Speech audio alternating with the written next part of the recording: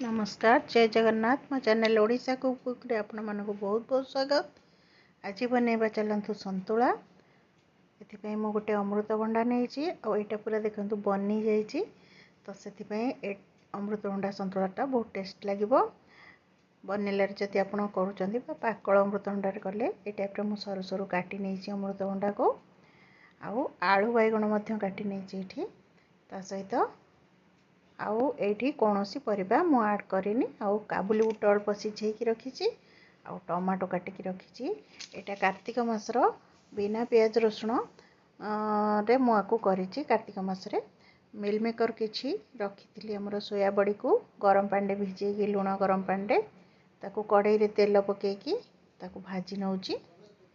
सोया बड़ी देखंतु हमर भाजी गलानी भाजी गला बाहर करनी कड़े बसैकी से पकईनी तेल आउ से पकईनी दुईटी सुखिला लंका छिड़ेकी आउ टिके जीरा बघार देली जीरा फुटेकी जीराटा फुटीगला आम जो कटा परिबा रखी अमृतभंडा और आलू बैगण को ये ऐड करदे।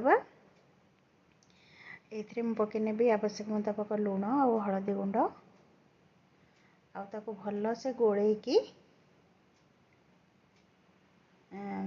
भलसे लुण हलदी पड़ी भलसे गोलैकी घोड़े नेली आउ एटा मीडियम फ्लेम रे को रखी गैस को मझे मझे आपको आम एमती खोलिकी गोले नवा एपट सेपट करदे एटा सीझापी सुविधा हम तो गोलैकी पुणी ताको घोड़े नौ कारण अमृतभंडाटा सीझापी टाइम निए तो किसी समय पर देखा आमर अमृतभंडा केतिकी सीझी अधा सीझी गला आमर अमृतभंडा आम आपको आउ टे घोड़े नवा ये पकईचे आमर बर्तमान देदेली आमर टमाटो आउ जो सोया बड़ी भाजिकी रखी आपको घोड़े नौ किसी समय पर देखा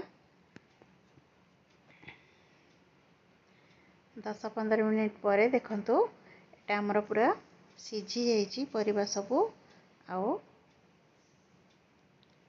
टिके समय ताको गोलैकी घोड़े देली। वर्तमान देखंतु आमर पूरा संतुला प्रस्तुत हो जाइए। बर्तमान ये जीरा लंका गुंड पकईदेली मु धनिया पत्र पकईनी आपण पाखे जो थी आप धनिया पत्र पकेबे तार स्वाद को बहुत बढ़ेदेव।